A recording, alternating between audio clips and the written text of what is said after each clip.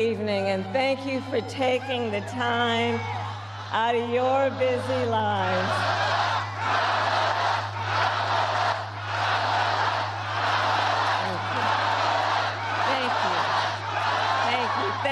Thank you, everyone. So listen, 1 week from today, you will have the chance to make a decision that directly impacts your life, the life of your family, and the future of this country we love.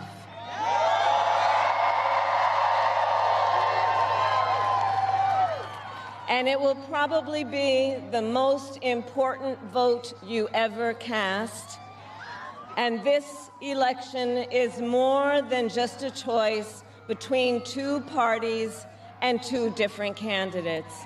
It is a choice about whether we have a country rooted in freedom for every American or ruled by chaos and division.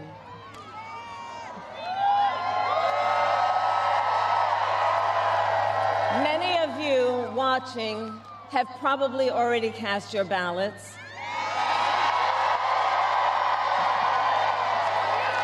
But I know many others are still considering who to vote for, or whether you'll vote at all. So tonight, I will speak to everyone about the choice and the stakes in this election. Look, we know who Donald Trump is. He is the person who stood at this very spot nearly 4 years ago and sent an armed mob to the United States Capitol to overturn the will of the people in a free and fair election. An election that he knew he lost. Americans died as a result of that attack. 140 law enforcement officers were injured because of that attack. And while Donald Trump sat in the White House watching as the violence unfolded on television, he was told by his staff that the mob wanted to kill his own vice president. And Donald Trump responded with 2 words: "So what?" America, that's who Donald Trump is. And that's who is asking you to give him another 4 years in the Oval Office. Not to focus on your problems, but to focus on his. And Donald Trump has told us his priorities for a second term. He has an enemies list of people he intends to prosecute. He says that one of his highest priorities is to set free the violent extremists who insulted those law enforcement officers on January 6th. Donald Trump intends to use the United States military against American citizens who simply disagree with him. People he calls, quote, the enemy from within. America, this is not a candidate for president who is thinking about how to make your life better.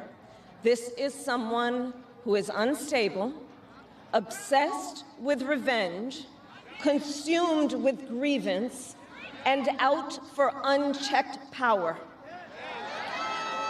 Donald Trump has spent a decade trying to keep the American people divided and afraid of each other. That is who he is. But America, I am here tonight to say that is not who we are.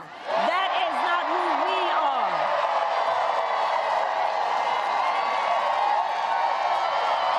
That is not who we are.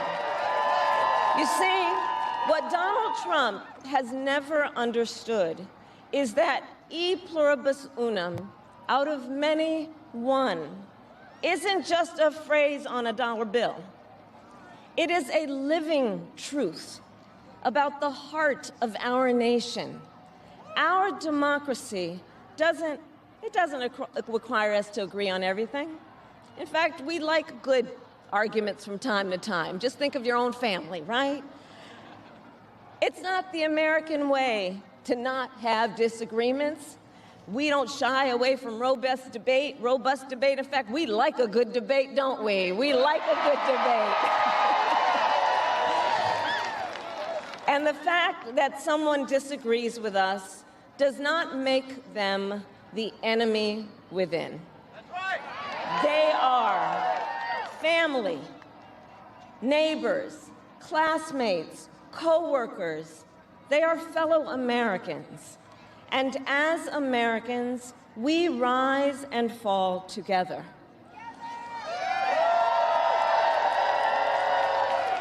America, for too long, we have been consumed with too much division, chaos, and mutual distrust. And it can be easy then to forget a simple truth. It doesn't have to be this way. It doesn't have to be this way. It is time to stop pointing fingers. We have to stop pointing fingers and start locking arms. It is time to turn the page on the drama and the conflict, the fear and division. It is time for a new generation of leadership in America.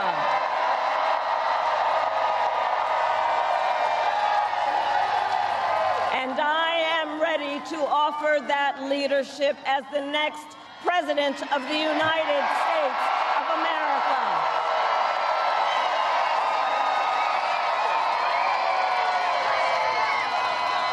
Now look, let me say, I recognize this has not been a typical campaign. Even though I've had the honor of serving as your vice president for the last 4 years, I know that many of you are still getting to know who I am. Well, let me tell you, I am someone who has spent most of my career outside of Washington, D.C., so I know that not all the good ideas come from here. I am not afraid of tough fights against bad actors and powerful interests, because for decades, as a prosecutor and a top law enforcement officer of our biggest state, I won fights against big banks that ripped off homeowners, against for-profit colleges that scammed veterans and students, against predators who abused women and children, and cartels that trafficked in guns, drugs, and human beings.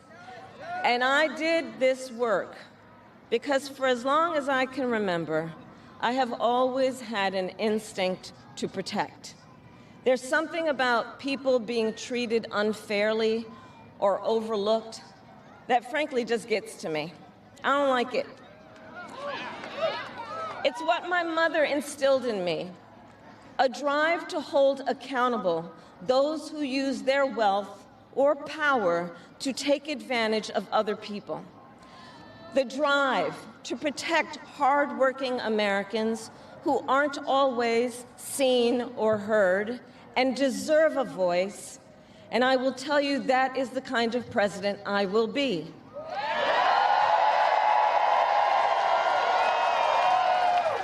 And look, I'll be honest with you, I'm not perfect. I make mistakes. But here's what I promise you. I will always listen to you, even if you don't vote for me. I will always tell you the truth, even if it is difficult to hear. I will work every day to build consensus and reach compromise to get things done. And if you give me the chance to fight on your behalf, there is nothing in the world that will stand in my way.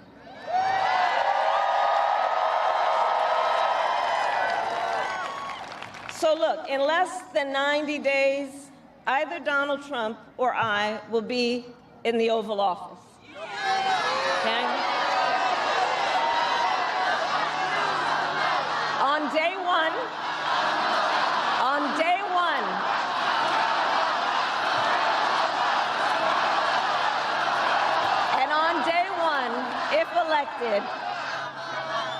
On day one, if elected, Donald Trump would walk into that office with an enemies list. When elected, I will walk in with a to-do list full of priorities of what I will get done for the American people. And I will work with everyone, Democrats, Republicans, and independents, to help Americans who are working hard and still struggling to get ahead. I have been honored to serve as Joe Biden's vice president. But I will bring my own experiences and ideas to the Oval Office. My presidency will be different because the challenges we face are different. Our top priority as a nation 4 years ago was to end the pandemic and rescue the economy. Now, our biggest challenge is to lower costs that were rising even before the pandemic and that are still too high. I get it. I still remember our mother sitting at that yellow Formica table, late at night, cup of tea in hand, a pile of bills in front of her, trying to make it all work. And I've heard from so many of you who are facing even greater financial pressures. Donald Trump's answer to you is the same as it was the last time. Another $1 trillion in tax cuts for billionaires and big corporations. And this time, he will pay for it with a 20% national sales tax on everything you buy that is imported. Think about it. Clothes, food, toys, cell phones. A Trump sales tax that would cost the average family nearly $4,000 more a year. And on top of that, you will pay even more if Donald Trump finally gets his way and repeals the Affordable Care Act, which would throw millions of Americans off their health insurance and take us back to when insurance companies had the power to deny people with pre-existing conditions. Well, we are not going back. We are not going back.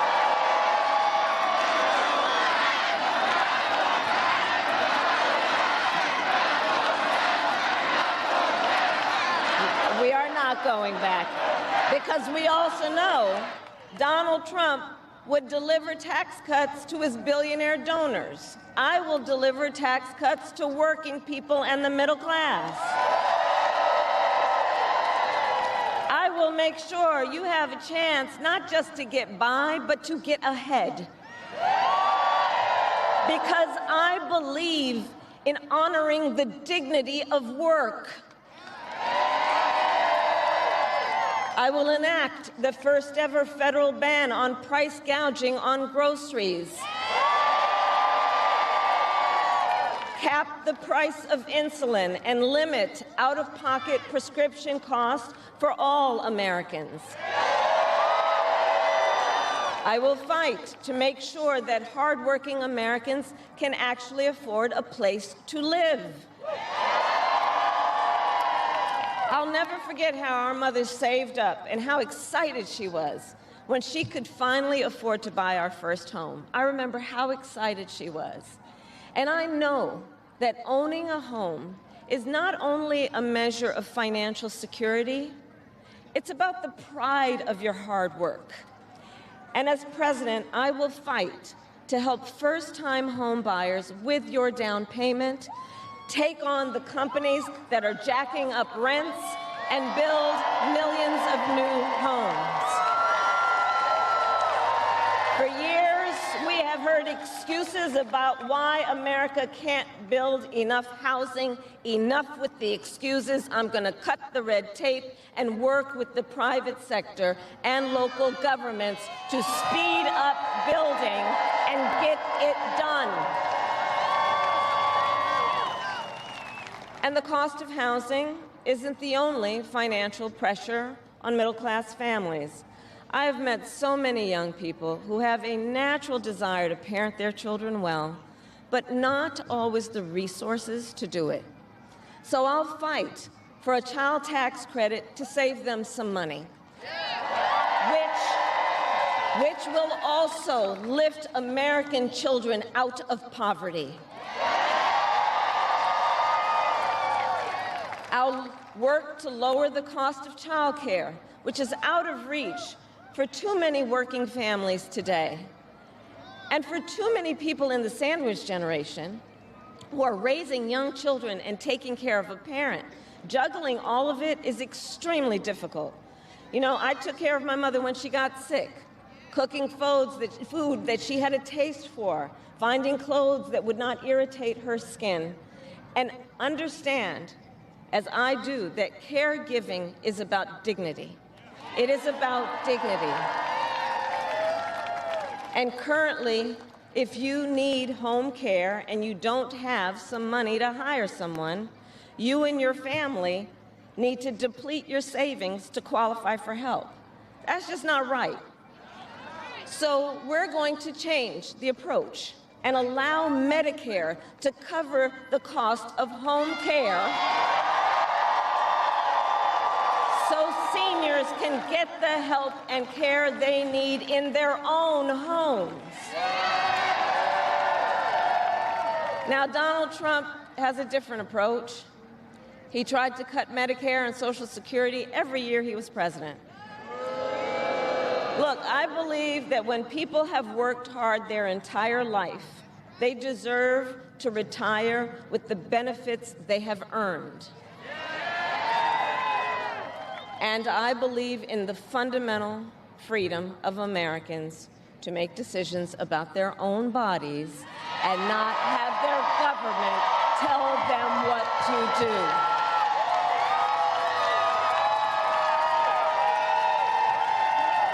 I will fight to restore what Donald Trump and his hand-selected Supreme Court justices took away from the women of America. That today, 1 in 3 women in America, think about it, 1 in 3 women in America lives in a state with a Trump abortion ban, many with no exceptions even for rape and incest. The idea that a woman who survives a crime of a violation to her body should not have the authority to make a decision about what happens to her body next, that is immoral. That is immoral. And Trump's not done. He would ban abortion nationwide, restrict access to birth control and put IVF treatments at risk, and force states to monitor women's pregnancies. Just Google Project 2025 and read the plans for yourself. And look, I think we all know one does not have to abandon their faith or deeply held beliefs to simply agree the government should not be telling her what to do with her body. Not the government. And when Congress passes a bill to restore reproductive freedom nationwide, as President of the United States, I will proudly sign it into law. Proudly.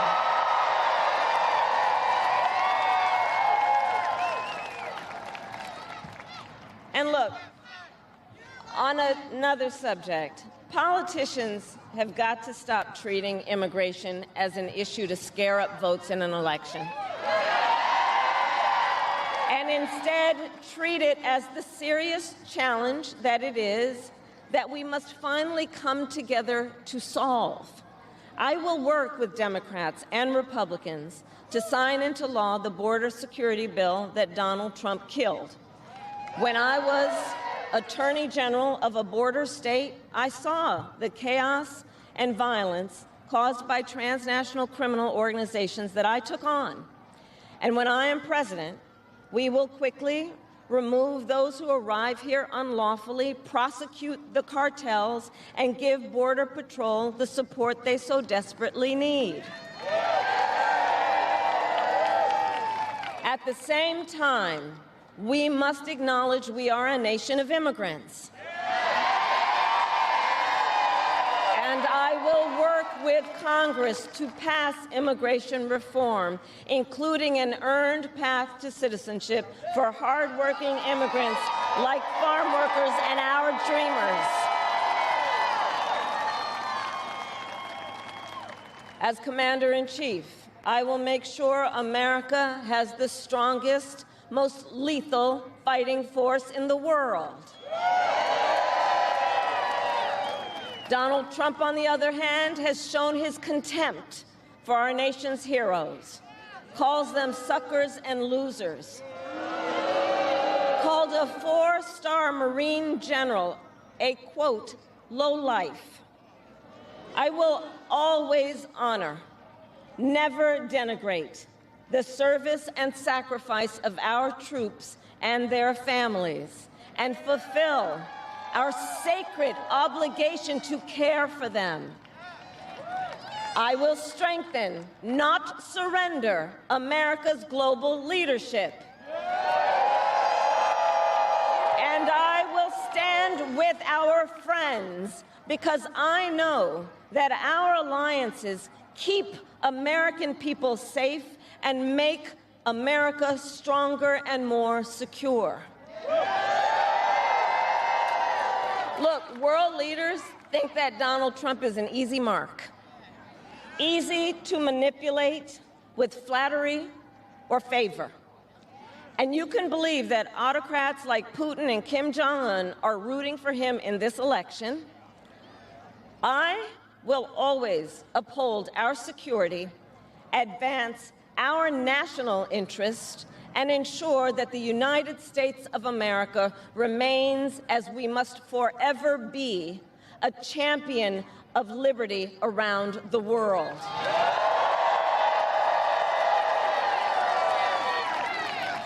America, we know what Donald Trump has in mind. More chaos, more division, and policies that help those at the very top and hurt everyone else. I offer a different path, and I ask for your vote.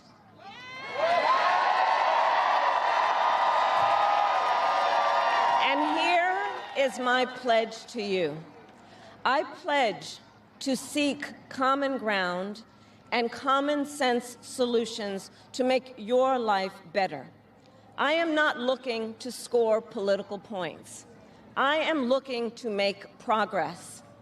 I pledge to listen to experts, to those who will be impacted by the decisions I make, and to people who disagree with me.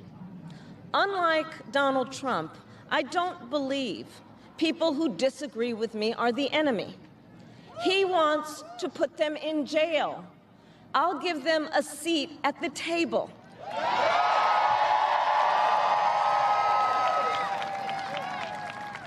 I pledge to you to approach my work with the joy and optimism that comes from making a difference in people's lives. And I pledge to be a president for all Americans. And to always put country above party and self.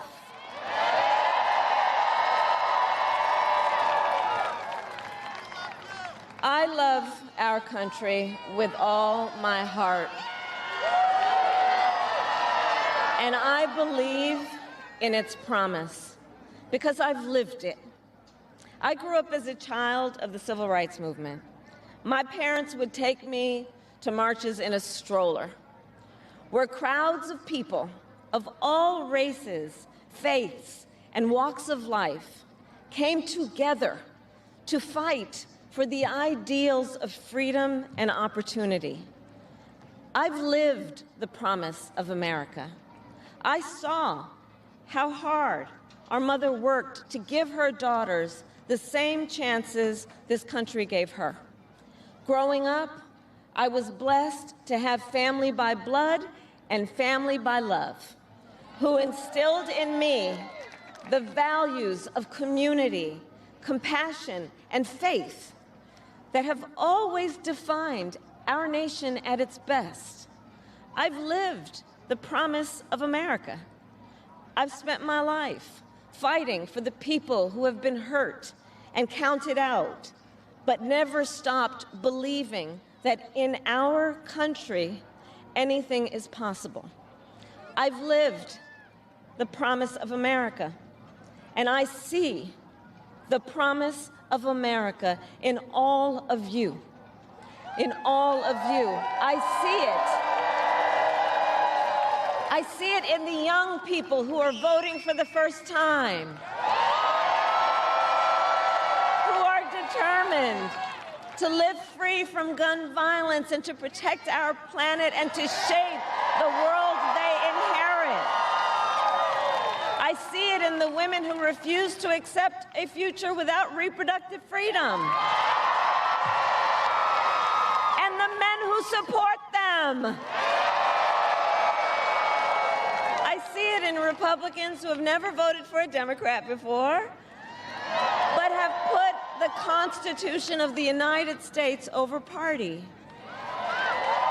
I've seen it in Americans different in many respects, but united in our pursuit of freedom, our belief in fairness and decency, and our faith in a better future.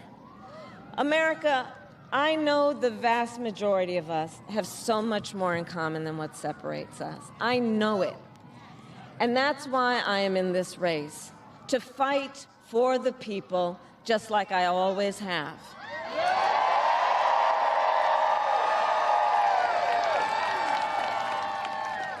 Nearly 250 years ago, America was born when we wrested freedom from a petty tyrant. Across the generations, Americans have preserved that freedom, expanded it, and in so doing, proved to the world that a government of, by, and for the people is strong and can endure.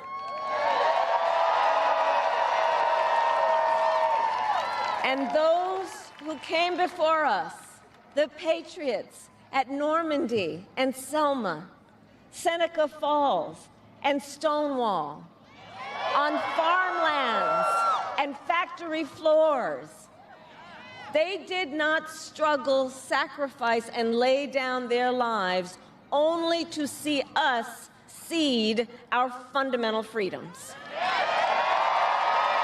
They didn't do that only to see us submit to the will of another petty tyrant. These United States of America, we are not a vessel for the schemes of wannabe dictators. The United States of America is the greatest idea humanity ever devised. A nation big enough to encompass all our dreams, strong enough to withstand any fracture or fissure between us, and fearless enough to imagine a future of possibilities. So, America, let us reach for that future. Let us fight for this beautiful country we love. And in 7 days, we have the power, each of you has the power to turn the page and start writing the next chapter in the most extraordinary story ever told. I thank you all. God bless you, and may God bless the United States of America. Thank you.